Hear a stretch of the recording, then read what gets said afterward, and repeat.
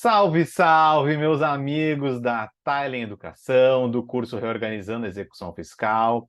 Sejam todos enrolei a língua, sejam todos muito bem-vindos aqui a esta aula. Por que esta aula? Porque surgiram dúvidas, alguns seguidores, alunos me mandaram alguns questionamentos pelo meu Instagram e me pareceu, então, conveniente a gente dar uma conversadinha, né? A Thailand topou esse desafio da gente fazer uma aulinha extra para esclarecer algumas dúvidas.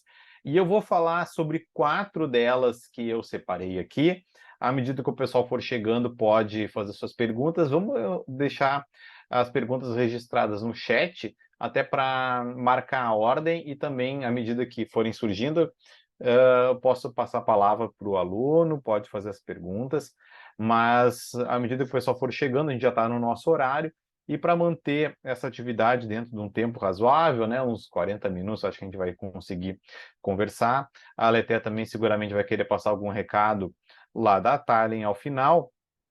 E eu anotei aqui, para dar o nosso pontapé inicial, algumas perguntas, e a primeira delas diz respeito àquela abordagem, né, que eu sempre tento transmitir para os alunos, para os interessados, separando os conhecimentos em ritos, em pilares, em facetas, né, que buscam condensar os conhecimentos atinentes àquele pilar. Um dos pilares fundamentais é seguramente o rito da execução fiscal, que vai com conhecimentos a partir do próprio crédito tributário, tramitando esse crédito, as vias de cobrança, a propositura da execução fiscal, entendendo a propositura, e os atos que vão se sucedendo é o pilar mais robusto, realmente, é muito assunto, e só isso já dava um curso. Na verdade, os cursos tradicionais, eles só tratam disso, né, propriamente do rito da execução até sentença de pagamento, extinção da execução ou extinção por outra razão.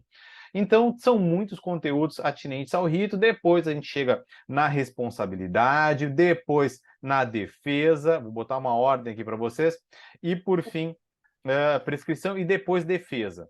Porque na defesa, como a gente colocou na terceira aula, né, do REF, é na defesa que a gente coloca os conhecimentos adquiridos anteriormente, né, com relação ao rito, com relação à responsabilidade, com relação à prescrição. É na defesa que a gente coloca isso em movimento, é na defesa que a gente, pilar da defesa, que a gente coloca isso em prática de verdade. Daí que a gente, tendo uma ordem, uma lógica, né, uma linha de pensamento, fica muito mais fácil aglutinando os conhecimentos em alguns pilares fundamentais. O primeiro é o do rito, e uma seguidora me trouxe uma pergunta, achei bem interessante para dar o nosso start aqui, diz respeito à própria CDA. E a pergunta que ela me trouxe, achei curiosa: professor, e se houver algum valor que está sendo cobrado na certidão de dívida ativa, vamos imaginar que tem vários débitos e não tem nenhum problema de ter vários débitos na mesma certidão de dívida ativa, não tem problema de ter vários débitos de diferentes processos administrativos na mesma certidão de dívida ativa, desde que cada um deles esteja devidamente discriminado. Bom, para permitir a ampla defesa, né? E aí a defesa, diante de uma CDA, então, com vários débitos, depara, por exemplo, foi até o exemplo, professor, se um deles estiver pago, né, previamente pago, como é que funciona? E aí eu até acrescentei, olha, eventualmente nós temos alguma parte dos débitos que compõem aquela CDA, aquela massa de débitos, a gente pode ter algum débito que tem algum tipo de problema, além de pagamento, por exemplo, decadência, prescrição, ou uma prévia suspensão de exigibilidade desse crédito, ou alguma tese defensiva que ataque propriamente este um débito dentre os diversos que compõem a CDA. Como eu disse, são vários débitos que podem compor a mesma CDA, várias origens, várias naturezas, vários processos administrativos, não tem problema. Então, a gente pode ter mais de um débito e algum deles esteja maculado por alguma circunstância particular desse mesmo débito. E aí, existiria nulidade da certidão de dívida ativa por quanto um dos débitos que a integram está inexigível ou foi extinto por decadência, prescrição, pagamento? Não. Não se anula a certidão de dívida ativa, ainda que um dos seus débitos esteja inexigível, pago, prescrito, decaído ou coisa do tipo. certo? Ou porque existe algum tipo de excesso atinente a um desses débitos. Não raro acontece da gente ter de excluir, por exemplo, são 4 débitos, vamos imaginar, 4 débitos, um deles tem uma prescrição parcial, uma prescrição que atinge algumas das competências que compõem um destes 4 débitos. Então, veja só, que uma irregularidade com relação à parte de um dos débitos já é suficiente para a gente determinar uma retificação do montante da execução. A gente chama de decote, para usar um exemplo, usar um termo que uma colega minha usava, né? Decotar o valor, recortar, né? Tirar, excluir uma parte do montante da execução. Não há nulidade total na certidão de dívida ativa quando um dos débitos tiver já decaído, prescrito, pago ou alguma outra questão de fundo com relação a este débito. Da mesma maneira, a gente tem um débito de 4 que é irregular. Se a gente tiver um desses 4 débitos com uma questão parcial, também nós mantemos intocada a presunção de liquidez e certeza com relação ao restante, ao remanescente, que não foi pago, que não decaiu, que não prescreveu ou que não tem outro problema atinente a este débito, certo? Então, no geral, certo? No geral, nós temos uma certidão de dívida ativa que tem a sua presunção de liquidez e certeza preservada, ainda que nós tenhamos algo que ataque uma parte dessa certidão de dívida ativa, isso tudo de acordo com o pensamento da jurisprudência majoritária. Ressalvada, eu vou ter que fazer umas anotações e mandar para vocês, ressalvada a questão de refazimento do próprio título executivo, formal versus material. O que acontece, pessoal? Às vezes, nós temos uma necessidade de refazimento, não de aspectos externos à CDA, externos ao mérito do crédito, para tentar explicar de uma forma mais didática, né? Nós temos um cerne do crédito e a gente tem aspectos externos, que é uma prescrição, pagamento, né? Uma decadência, coisas desse tipo. Mas nós podemos ter alguma questão da intimidade do crédito, né? Mas da intimidade, vamos imaginar um imposto de renda de pessoa física natural, só que aquele crédito foi originado de um lançamento que se debruçou sobre uma verba que era isenta, né? Porque era pensão alimentícia, porque era uma verba isenta de proventos que tem isenção por doença grave. Então, alguma questão que diz respeito à intimidade do crédito, ao cerne do crédito, à própria razão de existência do crédito. Daí que, em algumas circunstâncias, é preciso fazer uma análise de fundo desse crédito e, em algumas circunstâncias, fazer um refazimento do lançamento. Então, este é um dos limites, certo? Quando eu preciso refazer o lançamento, eu não posso retificar a CDA. E não posso, muito menos, retificar o mero cálculo da CDA, né? Porque, por exemplo, naquelas situações iniciais, quando há uma prescrição parcial de um dos débitos, ou de um dos débitos da CDA, ou de parte de um dos débitos da CDA, a gente nem precisa substituir a CDA. A gente precisa apenas ter um valor remanescente. Olha, comprovando-se a exclusão por parte lá da Fazenda Pública, vamos excluir o que já está pago, prescrito, decaído. O remanescente é tanto, né? E aí a partir das competências deste remanescente, ela pode fazer o controle e aí nós podemos prosseguir na execução com relação ao remanescente a partir de um mero recálculo. Mas este mero recálculo não é possível quando nós precisamos refazer o próprio crédito, que são aspectos da intimidade do próprio crédito. Tá bem? Bom, este é uma questão, achei curiosa com relação à certidão de dívida ativa que diz respeito a própria sistemática do rito, né, do nosso estudo que eu tradicionalmente utilizo com vocês, né, dessa metodologia de ensino e aprendizagem. A segunda questão que me chegou, para eu adiantar um pouco do nosso trabalho, diz respeito ao redirecionamento da execução, porque a execução ela tem uma peculiaridade, uma realidade, que é de nós termos, digamos, uma primeira passada, né? A gente tem um rito inicial que vai entre aspas, do início ao fim com relação, por exemplo, à empresa, que é o que mais acontece. E aí nós temos uma volta para trás, nós inauguramos um novo movimento, uma nova rodada, né, da execução fiscal, a partir, por exemplo, do redirecionamento da execução. Né? Então a gente coloca o redirecionamento após o rito, porque tudo do rito a gente aplica no redirecionamento, porque o redirecionamento funciona na prática, grosseiramente falando, como uma nova execução dentro da execução inicial. Ela funciona porque eu vou chamar uma terceira pessoa, né, para compor o polo passivo, ela vai ser citada, né, a empresa já foi citada, tramitou a execução em face da empresa, mas agora eu vou iniciar um novo rito, né, uma nova passada, uma nova rodada de atos executivos em face de uma terceira pessoa que não compunha inicialmente o polo passivo. E aí o redirecionamento quase que traz uma nova execução dentro da execução antiga. E aí, a questão que me chegou, achei muito interessante, é possível fazer penhora na execução fiscal de bens do sócio? E aí nós precisamos compreender se o sócio está na CDA, certo? Era a ressalva que se trazia na pergunta. Se o sócio está na CDA, ele é codevedor, tal qual é a empresa.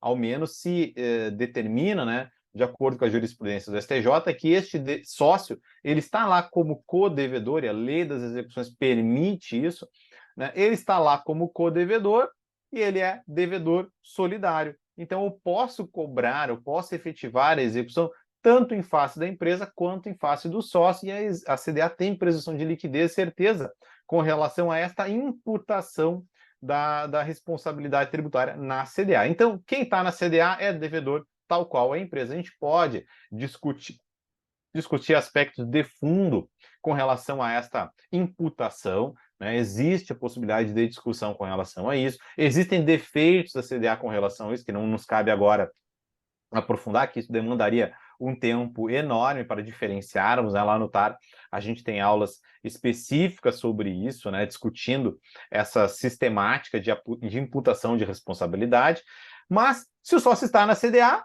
via de regra, se pressupõe, né, se presume que a CDA tem presunção de liquidez, certeza também com relação a esta imputação. Então, ele é codevedor. Mas se ele não está na CDA, Thiago, como é que funciona? Essa era a pergunta. Se ele não está na CDA, ele pode ter bens penhorados na execução? E agora chegamos à resposta. Se ele não está na CDA, ele não é parte na execução fiscal. Eu não posso disparar lá no início da execução atos executivos contra quem não é parte na execução. A CDA delimita contra quem deve ser efetivada a execução, certo? A CDA delimita contra quem eu vou fazer citação, medida de bloqueio, penhora, atos de alienação, todos os atos executivos, certo? É a CDA que delimita. Eu não posso promover uma execução fiscal contra quem não está na CDA lá no início, certo? Se ele não está na CDA no início, né, ele não é devedor, ele não é parte no início da execução. Então, até este momento, nesta nossa primeira rodada, né, nessa nossa primeira passada da execução fiscal, porque ela segue um rito, ela segue uma lógica de passo a passo, né? Por isso que o rito ele trabalha esses aspectos de uma ordem lógica do passo a passo, desde o crédito, passando pela inicial, pela CDA, pela citação, pelos atos de penhora, a preparação do leilão e tudo mais, ela dá essa primeira passada contra quem está na CDA. Então, neste momento, ele não pode ter bens penhorados. Por que ele não pode? Porque ele não é parte, ele não é codevedor, ele não está como codevedor na CDA, certo? Inclusive, se ele tiver bens inadvertidamente penhorados e não estando no polo passivo, ele tem direito a embargos de terceiro, tá bom? A empresa, STJ diz, a empresa não pode defender interesse do sócio e o sócio não tem direito de embargos de devedor até este primeiro momento, porque ele não é parte na execução. Quem pode utilizar embargos de devedor? É o devedor que está na execução fiscal. Antes disso, que ele vai poder, esse sócio que eventualmente teve bens penhorados, ele vai utilizar de embargos de terceiro. Terceiro, porque ele não é parte na execução. Isso tudo dentro dessa primeira passada. Agora, então, nessa primeira passada, ele não é parte e não tem atos executivos contra ele. Se eventualmente bloqueado algum valor, algum bem, alguma coisa que é titularidade exclusiva do sócio, ele tem direito de embargo de terceiro. Agora, no redirecionamento, como eu disse, nós iniciamos, a gente continua uma mesma execução com uma nova tônica, uma nova lógica, né? A gente reinicia a execução, a gente dá uma primeira passada, agora a gente volta a estaca zero. Parece aquele jogo do Banco Imobiliário, né? A gente dá uma primeira passada, volta a estaca zero. Agora a gente voltou a estaca zero. A gente reinaugurou uma execução dentro dos autos antigos, em face do sócio, por exemplo, como é o caso do sócio contra o qual foi redirecionada a execução. A partir daí, quando a execução é redirecionada em face do sócio, este sócio passa a ser parte na execução. E ele é citado em nome próprio. Ele não é citado como representante da empresa, ele é citado em nome próprio. O João das Couves lá, ele é citado como codevedor. E se ele não pagar ou não garantir a execução, ele se expõe a atos de penhora contra o seu próprio patrimônio. Então, a partir deste momento, sim, eu posso ter, né, a partir do redirecionamento, eu posso ter atos de execução contra o patrimônio do próprio sócio. Fechou? Então, recapitulando, está na CDA, é devedor, pode ter penhora, pode ter atos gravosos em face do sócio, porque ele está na CDA. Se pressupõe que isso tem liquidez e certeza. O sócio não está na CDA. Bom, se ele não está na CDA, ele não é parte na execução, nesse primeiro momento, na primeira rodada. E se ele não é parte na execução, ele não pode ter bens penhorados. Agora, contra este sócio, se foi redirecionada a execução, terceiro movimento, aí sim eu posso ter penhora de bens do sócio, tá? Às vezes, falando assim, fica difícil de entender. Na prática, a gente pegando o processo, discutindo mais rapidamente, não, né? Mais aprofundadamente, fica mais fácil de entender, mas eu achei interessante essa segunda pergunta, porque um olhar de quem realmente é impactado com uma nova lógica de pensamento, que a execução fiscal ela tem essa lógica ela tem uma lógica, e quem às vezes está de fora não percebe, né? Fica difícil perceber a lógica, mas depois que a gente entende a lógica, ela se torna muito fácil. Eu, particularmente, acho muito fácil a execução fiscal, mais fácil do que outros ramos jurídicos, certo? Porque eu tenho mais intimidade. A ideia sempre é deixar vocês mais íntimos desses assuntos com uma lógica de ensino que seja prática. Aí nós temos, então, aspectos do rito, aspectos da responsabilidade. Qual é o terceiro pilar, o terceiro viés de análise de fatos da execução fiscal? Na minha particular forma de ensinar, de estudar, de ver as coisas, é a lógica, né, o pilar da prescrição, que é a terceira abordagem, né? Afinal de contas, a prescrição intercorrente ela ganhou uma importância, uma presença, inclusive é um dos assuntos mais frequentemente perguntados por vocês, né? Tanto que tem muitas aulas sobre prescrição intercorrente, né, na execução lá no TAR, né, porque se demanda muito disso, né, realmente para a gente estudar.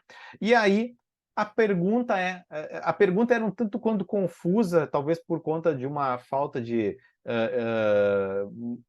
não conhecer, de não ter litigado nesses aspectos aqui da execução fiscal, mas a pergunta era com relação à crise da execução, né? A execução fiscal ela tem momentos de crise, eu chamo assim momentos de crise, que são aquelas situações em que o executado propriamente não é encontrado, por exemplo, para ser citado. E tem também aquela situação de crise que é pela não localização de bens penhoráveis deste executado. Vamos ressalvar sempre que o ato de penhora pressupõe prévia citação, certo? É impossível ter citação antes da penhora. Antes da penhora, em algumas circunstâncias, é possível ter um arresto executivo. Não separei aqui perguntas sobre o arresto executivo, mas às vezes me perguntam, e é sintomático, né?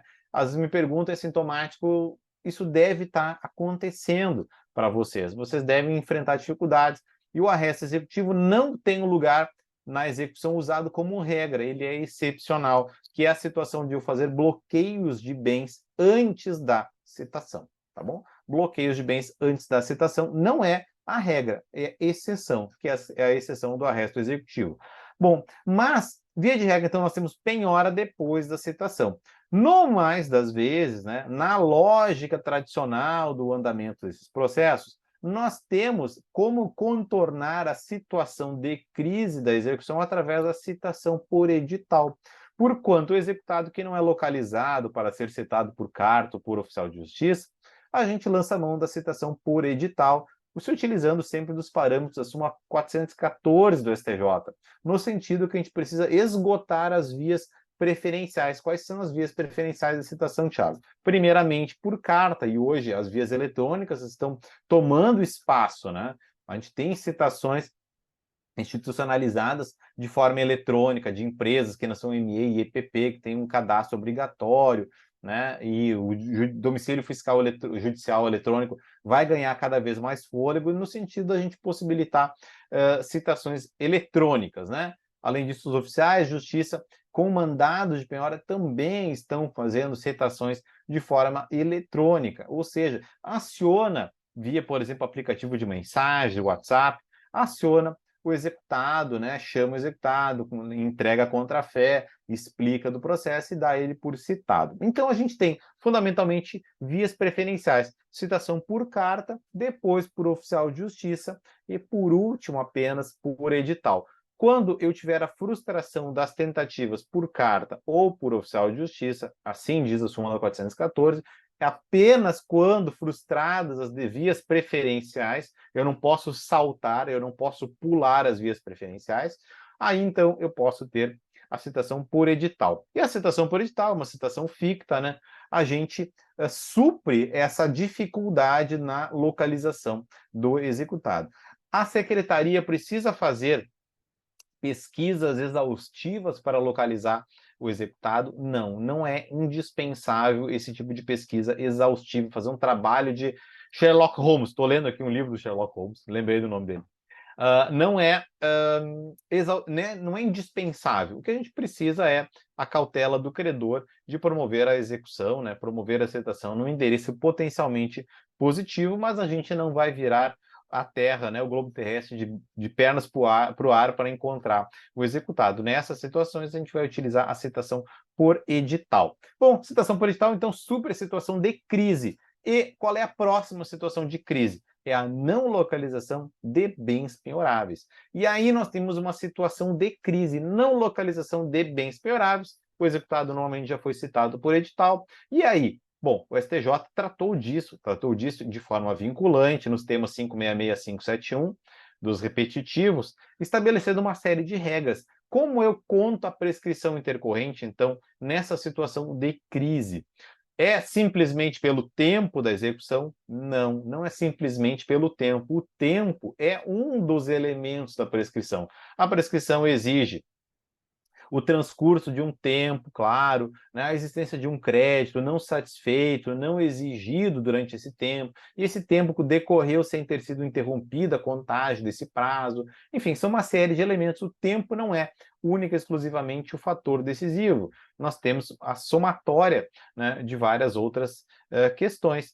E aí, a disparada dessa contagem não se dá meramente pela crise. O STJ buscou solucionar essas crises, mas dizendo que a contagem da prescrição vai se dar a partir da ciência do credor, ou seja, da intimação do credor, acerca dessa situação de crise, tá bom? Acerca da situação de crise. Por exemplo, não localizados bens penhoráveis, eu vou intimar o credor, e aí, ele tendo ciência da situação de crise, inicia-se a contagem do prazo de prescrição. Tá bom? É fundamentalmente um tratamento para a situação de crise. Fechou? Bom, chegamos agora no quarto assunto que eu separei a partir de perguntas que os alunos me passaram, para passar a palavra para vocês por mais alguns minutos. Nós temos a situação da exceção de pré-executividade. A exceção de pré-executividade, a gente sabe, né? Tratei numa aula com a Juliana Tosi, a gente vai compartilhar essa aula lá no TAR também, foi uma aula para os alunos dela, mas a gente vai compartilhar a mesma aula para os alunos do TAR, e nós tratamos sobre a exceção de pré-executividade, que é um meio de defesa muito potente, muito utilizado, que realmente funciona na prática das execuções fiscais para ficou praticamente, né? Na prática, praticamente ficou meio feio, mas para resolver inúmeras situações problemáticas da execução fiscal. A exceção de prescritividade, ela tem realmente um poder de fogo bastante grande e às vezes desconhecido, e um poder de fogo, inclusive, chancelado para o STJ, que em situações, inclusive, desbordantes da súmula 393, que trata daquelas situações de nulidades processuais, de carência de condições da ação, de pressupostos processuais, né, nulidades que o juiz pode reconhecer de ofício e que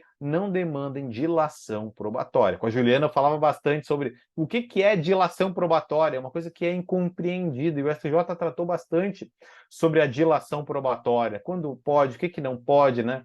Na verdade, não pode, mas com algumas ressalvas que são incompreendidas, né?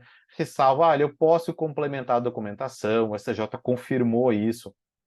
Eu posso ter uma segunda exceção de prescritividade, e eu trabalhei mais alguns assuntos sobre a instrução da exceção de prescritividade e seus reflexos nas decisões delas.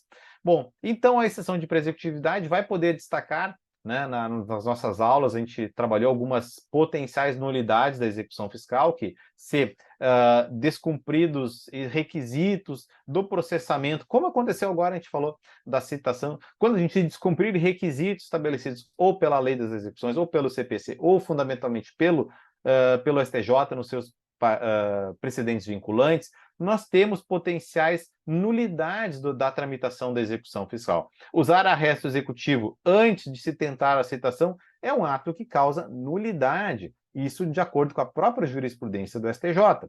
Então, a exceção de prescritividade era a pergunta: pode discutir nulidades processuais? Sim, pode. Pode por quê, Tiago? Pode porque o juiz já poderia, deveria ter examinado e ter controlado essas potenciais nulidades, ter prevenido essas potenciais nulidades na execução. Se o juiz pode e, na verdade, deveria, a parte também pode salientar esses problemas da execução fiscal. Só que algumas nulidades, alguns problemas, né, digamos assim, mais genericamente, dependem de iniciativa da parte. O juiz não tem como adivinhar, por exemplo, que um sócio deixou o contrato social de forma regular, de forma, né, realmente se prevenindo, com um contrato formal, registrando na junta comercial, e a empresa continuou suas atividades. Por exemplo, é caso do tema 962 da STJ. Caso do tema 962, o juiz não tem como saber isso sem ter acesso à documentação. E a parte interessada pode trazer essa documentação e, eventualmente, corrigindo um problema que é um problema de legitimidade passiva. Legitimidade passiva é aspecto das condições da ação, matéria também para exceção de prescritividade. Então, as nulidades processuais muitas vezes são conhecíveis de ofício realmente, porque o juiz já poderia, com os elementos disponíveis na execução, se manifestar sobre isso, mesmo de ofício. E, em algumas outras circunstâncias, a evidenciação de uma irregularidade, uma nulidade, uma cobrança contra quem não deve ser cobrada, isso demanda a iniciativa da parte. E a exceção de prescritividade é potente para isso. Nós temos inúmeros julgados, tem aulas sobre isso, né?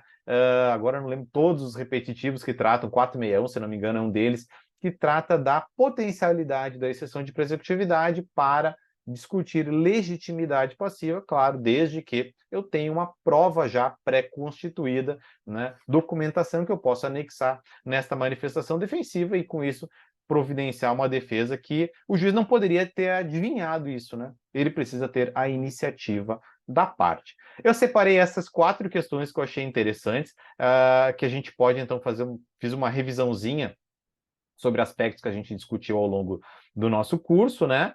E vou agora ver aqui umas perguntinhas sobre quem fez perguntas aqui nos nossos minutinhos finais. André, considerando prescrição parcial, podemos pedir junto à PGFN análise do processo? Deverá pedir esta análise? Olha, se há prescrição parcial, certo? A parte alega isso, o juiz dá vista para o exequente, esse é o rito tradicional, né, da exceção de prescritividade, vista para o exequente muitas vezes concorda com a prescrição parcial, certo? Em algumas circunstâncias ele pode concordar, se ele não concordar, o juiz vai decidir, vai ter que prover sobre esse aspecto, né? Se tem prova suficiente, se está esclarecido, quais são os marcos interruptivos. Às vezes o exequente manifesta, olha, aqui foi esquecido ter havido um parcelamento. Parcelamento é causa de interrupção, súmula 653 é causa de interrupção, então não tem prescrição. É uma das coisas que acontecem, certo? Então, depende da decisão do juiz, depende do que a parte exequente, declara, né, ou comprova acerca da alegação defensiva, certo? Convém que a parte exequente se manifeste de uma forma fundamentada para que contribua, né, na solução, né, inclusive pelo dever de cooperação. Caso o sócio conste na CDA como contribuinte solidário, porém, passados os 6 anos, esse não foi citado, apenas pessoa jurídica foi citada, é possível a prescrição? Aí é uma coisa muito interessante. Nós temos que lembrar do artigo 125 do CTN, segundo o qual os fatos que interrompem a prescrição prejudicam todos os devedores solidários. Todos os solidários prejudicam todos os devedores solidários. Ou seja, os marcos interruptivos que tenham havido no curso da execução fiscal prejudica aquele que sequer foi citado, mas que ele está lá como devedor solidário na CDA, certo? Então tem que fazer uma linha do tempo, é assim que a gente faz uma linha do tempo, e tem que imaginar que o devedor solidário ele é prejudicado por cada fato interruptivo da prescrição, certo? O despacho inicial que interrompe de forma retroativa a data do ajuizamento, certo? A citação mesmo por edital da pessoa jurídica, uma penhora também que interrompe, um parcelamento que a pessoa jurídica tenha requerido, isso também interrompe a prescrição e interrompe também contra o sócio. Então, como eu disse, não é só o tempo, tem que considerar eventuais interrupções. Fechou? Andréia, havendo um parcelamento rompido, podemos entender prescrição intercorrente mesmo que não tenha havido nenhuma manifestação da fazenda? Em algumas circunstâncias, André, infelizmente os exequentes esquecem das execuções fiscais depois de ter sido rompido o parcelamento por inadimplemento ou por alguma outra razão, algum descumprimento de regras do parcelamento. Não raro isso acontece, tá? O processo está lá suspenso por parcelamento, o parcelamento foi rompido, por alguma razão o exequente, seria ônus do exequente movimentar o processo. Olha, aqui o saldo devedor é tanto, eu requeiro o prosseguimento da execução com alguma medida constritiva, alguma coisa do tipo, alguma pesquisa de bens, certo? Mas ele esquece, não faz nada. Se decorridos, e aqui é a súmula 248 do TFR, tem julgado o TRF da 4ª região também, que são 5 anos a partir do rompimento do parcelamento, certo? Então, se tem uma inércia do exequente por mais de 5 anos, pode haver uma prescrição intercorrente, ressalvada alguma causa interruptiva externa da execução, né? Se a execução está lá dormitando, né? Será que não houve nenhum parcelamento adicional? No passado, a gente teve várias rodadas de parcelamentos e, às vezes, é esquecido, né, na alegação que houve alguma coisa, até o advogado não sabe. Então, se houve exequente, olha, pega aquele estoque lá, está parado há mais de 5 anos, e aí, tem prescrição? Pergunta o juiz para o exequente. O exequente, não tem nada, esqueci desse processo, o juiz pronuncia a prescrição, isso pode ser feito de ofício, como a prescrição é uma causa de ordem pública, né? Pode ser por iniciativa do interessado também, tá? Então, processo rompido o parcelamento, dormitando, eventualmente pode ter prescrição, a depender das circunstâncias, certo? Não é uma regra imediata, né? Pode ter causa interruptiva, pode ter algum detalhe que a gente não tem documentado ainda no processo, daí que é interessante ouvir sempre o exequente. Se não constar no processo administrativo de IPTU na CDA, é nula, pela lei das execuções, tá? Me perguntam bastante isso. A lei das execuções não foi derrogada, né, pelo STJ na parte em que ele diz, lá no curso de execução de IPTU, a gente trabalhou esses assuntos do lançamento de IPTU. Né? O lançamento de IPTU ele teve um tratamento no STJ diferenciado, no sentido de que é um lançamento simplificado. É um lançamento simplificado, quase que um lançamento pressuposto, né? Porque pelo STJ basta a remessa da carta, enfim. Então ele fez um lançamento, o STJ validou um lançamento simplificado, porque é uma rotina, é todo ano, a gente sabe que tem que pagar quem tem imóvel urbano, né? Enfim, a gente sabe disso aí. Mas o STJ não derrogou a exigência da lei de execuções, não derrogou a lei de exigência do CTN, que exigem, então, né, esses diplomas, a referência do número do processo administrativo na CDA. E esse número diz respeito ao próprio rito da cobrança interna, né, a tramitação deste crédito na via interna lá da administração. Então, via de regra, não tendo esse número, é nula a CDA, porque prejudica o direito de defesa, certo? Me pergunta bastante, via de regra, eu considero nula a CDA, porque é um descumprimento. O CTN exige esses requisitos sob pena de nulidade. É uma coisa que está expressa na legislação, certo? Tem que ter. E a jurisprudência, às vezes, é um pouco condescendente com os requisitos, né? Mas se a gente olhar no rigor da lei, o próprio CTN inquina de nulidade esta CDA pela falta do requisito legal. No tocante à citação por edital, julgados que exigiram a lei da citação por correio oficial de justiça exigiram também o esgotamento por parte da Fazenda de outros meios extrajudiciais capazes de localizar o devedor. Bom, a Fazenda ela tem que indicar um endereço potencialmente produtivo, certo? A Fazenda, em muitas situações, ela se escuda no 127 do CTN, que diz que o domicílio fiscal é eleito pelo sujeito passivo, né? O sujeito passivo elege o domicílio. Quando a gente entrega a nossa declaração de imposto de renda anual, declaração de ajuste, a gente declara o nosso endereço. É uma eleição do nosso domicílio fiscal. Quando a empresa vai lá e se registra no CNPJ, aquilo também tem a indicação do domicílio fiscal. Domicílio fiscal, não é legal, falei errado. Domicílio fiscal. Tem uma eleição. Então a Fazenda, olha, já que ele elegeu esse domicílio, eu vou me dirigir a ele neste local, certo? Por vezes a jurisprudência ela tem essa oscilação, né, de exigir um esgotamento, né, da Secretaria do Juízo, dos oficiais de justiça, do exequente, certo? Para a gente pular a fase, certo?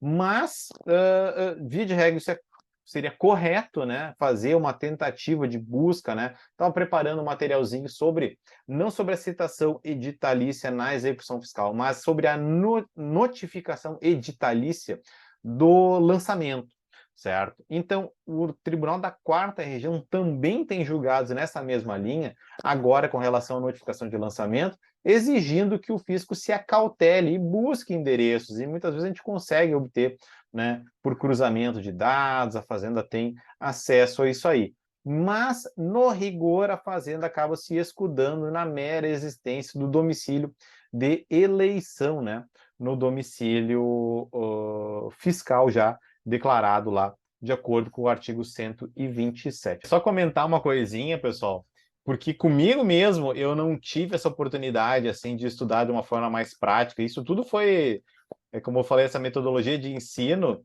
eu desenvolvi assim, né, sofrendo na prática, né, de buscar entender essas coisas, né, de um viés assim, realmente a partir da própria prática. E é muito legal ver assim o sucesso que os alunos estão tendo, né, de feedbacks positivos, mensagens que até a Thalia me compartilha, né, enfim, é muito legal ver que o pessoal consegue acelerar realmente, né, no seu conhecimento, na sua prática, e é muito legal, é uma atividade tão bacana, né, lecionar. Então, eu gosto muito de estar junto com o pessoal. As aulas ao vivo são muito bacanas, porque a gente trata de atualidades, né? Tratando assuntos mais... enfim, sempre tem novidade, né? E quero agradecer muito a parceria de todos vocês. Espero que essas 4 dúvidas e o que mais eu respondi aqui foram úteis. Eu vou colocar no papel para depois a Thalia mandar para vocês as respostinhas, né? E acho que esse vídeo a gente pode colocar, né, à disposição dos demais, né, Leté? Acho que vocês conseguem disponibilizar depois para quem eventualmente não pôde participar em tempo real. Pessoal, muito obrigado, tá? Pela parceria de todos vocês, pela atenção. Seguimos juntos. Um forte abraço.